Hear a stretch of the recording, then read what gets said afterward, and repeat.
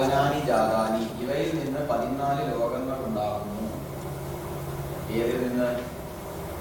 ഈ പഞ്ചീകൃത പഞ്ചമഹാഭൂതങ്ങളിൽ ഓരോന്നിൽ നിന്നും പ്രത്യേകം ബ്രഹ്മാണ്ടങ്ങൾ ഉണ്ടായി.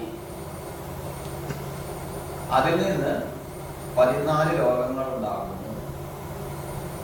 14 ലോകങ്ങൾ ഏതൊക്കെയാണ്?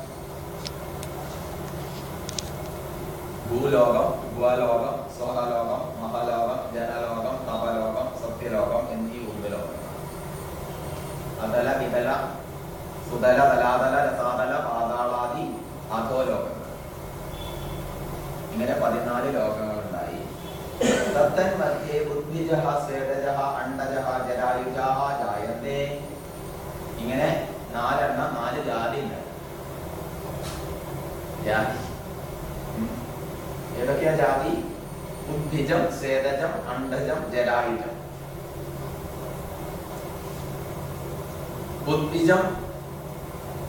ഉദ്ഭിജം ഭൂമി വിളർന്നുണ്ടാവുക, വൃക്ഷലതാദികൾ. സ്വേദജം വിയർപ്പിൽ നിന്നുണ്ടാവുന്നവ, അഥവാ ഒന്നുകൂടി ശരിക്കും പറഞ്ഞാൽ വിയർപ്പിന്റെ സഹായത്തോടു കൂടി ഉണ്ടാവുന്നവ.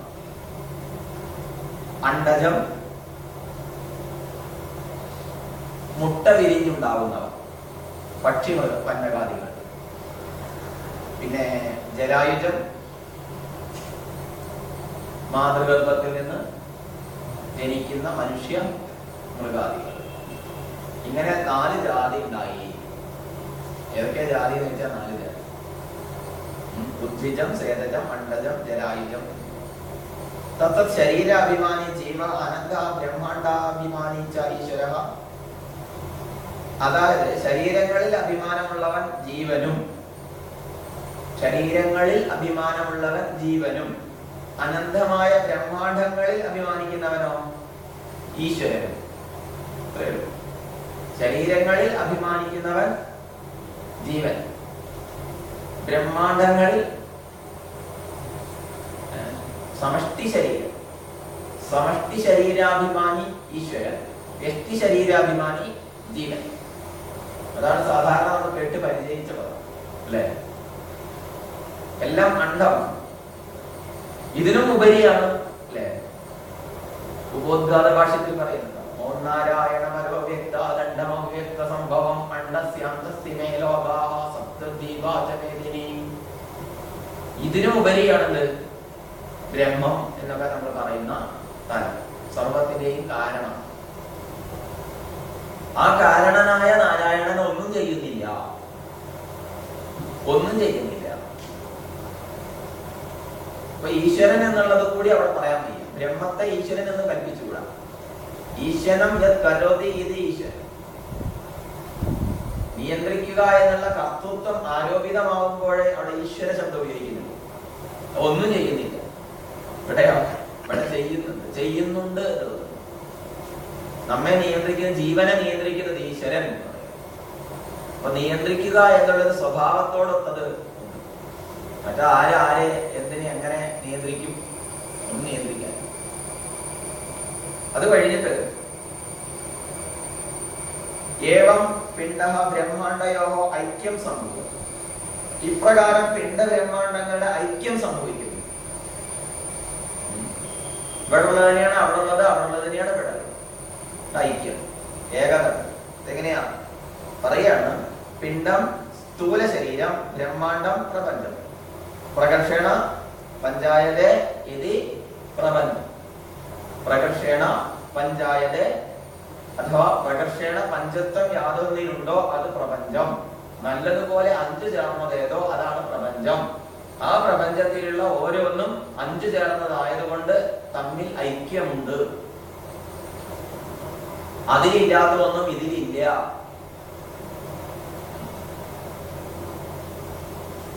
അതിലുള്ളത് തന്നെ ഇതിലുള്ളൂ. ഇതിലുള്ളത് മാത്രമല്ല അതിലുള്ളത്. പക്ഷെ അതിലില്ലാത്തത് ഇതിലുണ്ടാവില്ല, അല്ലേ? ഇതിലുള്ളത് മാത്രമല്ല അതിലുള്ളത്, പക്ഷെ അതിലില്ലാത്തത് ഇതിലുണ്ടാവില്ല. അതുകൊണ്ട് സ്ഥൂല ശരീരാഭിമാനി ജീവനാമകം ബ്രഹ്മ പ്രതിബിംബം ഭവതി സ ഏവ ജീവ പ്രകൃത്യാ സുസ്മാത് ഈശ്വരം ഭിന്നത്വേന ജാനാതി. സ്ഥൂല ശരീരാഭിമാനിയായ ജീവൻ ബ്രഹ്മത്തിന്റെ പ്രതിബിംബം ആകുന്നു. സ്ഥൂല ശരീരാഭിമാനിയായ ജീവൻ ബ്രഹ്മത്തിന്റെ പ്രതിബിംബം ആകുന്നു. എങ്ങനെ ബ്രഹ്മത്തിന്റെ പ്രതിബിംബം? ഈശ്വര എന്നുള്ള കർത്തൃത്വ ഭാവത്തെ ആരോപിക്കപ്പെടുന്നതിലൂടെ ബിംബം എന്ന് പറയാം. അല്ലാതെ ബ്രഹ്മം വാസ്തവത്തിൽ ഒന്നും ചെയ്യുന്നില്ല, ഒന്നും ചെയ്യിക്കുന്നില്ല. കർത്തൃത്വ ഭോക്തൃത്വ ഭാവം ബ്രഹ്മത്തിൽ ആരോപിക്കരുത്. എന്നാലും അങ്ങനെ പോകുന്നു. ഇനി കുറച്ച് മുന്നോട്ട് പോയി കഴിഞ്ഞാൽ നമുക്ക് മനസ്സിലാക്കാൻ പറ്റും, വിചാരം ചെയ്തു കഴിഞ്ഞാൽ മനസ്സിലാക്കാൻ പറ്റും, ഈ ഈശ്വരൻ എന്നുള്ളതും ബ്രഹ്മം എന്നുള്ളതും രണ്ടും വേറെ അല്ല. കുറച്ചും കൂടി കഴിഞ്ഞാൽ നമുക്ക് മനസ്സിലാക്കാൻ പറ്റും, ഈശ്വരൻ എന്നുള്ളതും ജീവൻ എന്നുള്ളതും രണ്ടല്ല.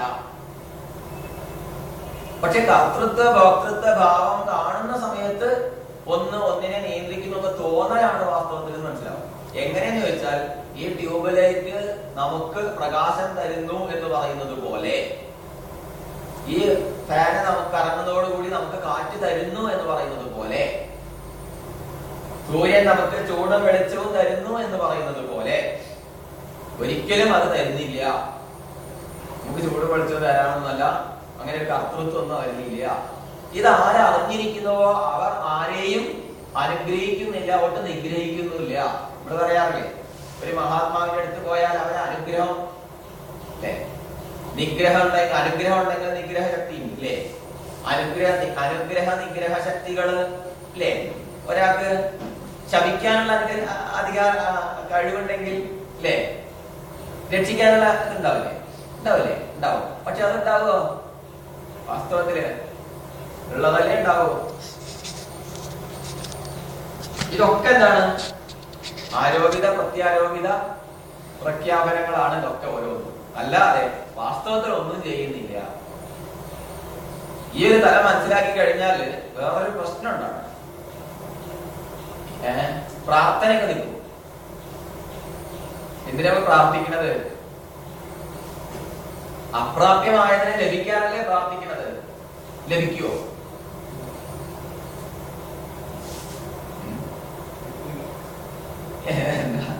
പ്രകൃഷ്ണ അത്യത ഈ പ്രാർത്ഥന നല്ലതുപോലെ ആവശ്യപ്പെടല്ലേ. എന്താ ആവശ്യപ്പെടാറുള്ളത്? എനിക്ക് ലഭിക്കാത്തത് ലഭിക്കൂ, ലഭിക്കാൻ അർഹത അല്ലാത്തത് ലഭിക്കൂ. അർഹത ഉള്ളതാണെങ്കിൽ ലഭിക്കും ചെയ്യില്ലേ.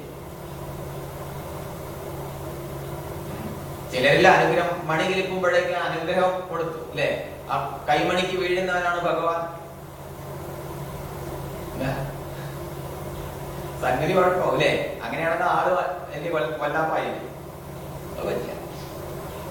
അപ്പോ ഈശ്വരൻ അനുഗ്രഹിക്കുകയും നിഗ്രഹിക്കുകയും ചെയ്യുന്നു. അതേപോലെ തന്നെ ആ ഈശ്വര തത്വത്തെ അറിഞ്ഞ ഒരു മഹാത്മാവ് നമ്മൾക്ക് അനുഗ്രഹ നിഗ്രഹ ശിസ്സുകൾ ഇല്ലേ, അവർക്ക് ലഭിക്കുന്നുണ്ട്. തെറ്റ് അല്ലെ? അവർക്ക് നമ്മളോട് അനുഗ്രഹഭാവവും നിഗ്രഹഭാവം ഉണ്ടോ? എന്താ അഭിപ്രായം? ഒന്നും ഉണ്ടാവില്ല. അപ്പൊ ഇത് മനസ്സിലാക്കിക്കാനാണ്, ഇത് മനസ്സിലാക്കിക്കൊണ്ട് നമ്മൾ മുന്നോട്ട് പോകണം. ആരാണ് അതിന് അധികാരി? തീയിന്റെ അടുത്തേക്ക് അടുക്കുന്ന ആൾക്ക് തണുപ്പ് അകലുന്നു എന്നുള്ളത് കൊണ്ട് അത് അടുക്കാത്ത ഒരാൾക്ക്, ഒരകലത്തിൽ പോയിരിക്കുന്ന ഒരാൾക്ക് തണുപ്പ് അകലുന്നില്ല എന്നുള്ളത് കൊണ്ട് ഈ അഗ്നി കണ്ടില്ലേ, അയാൾക്ക് തണുപ്പ് അകറ്റി കൊടുത്തു. എന്തൊരു സ്നേഹം അയാളോട്! ഈ അഗ്നി കണ്ടില്ലേ എന്നെ തണുപ്പിൽ തന്നെ വെച്ചിരിക്കുന്നത്. അഗ്നിക്ക് ഈ രണ്ട് കൂട്ടരോടും വ്യത്യാസമുണ്ടോ? ഉണ്ടാവില്ല.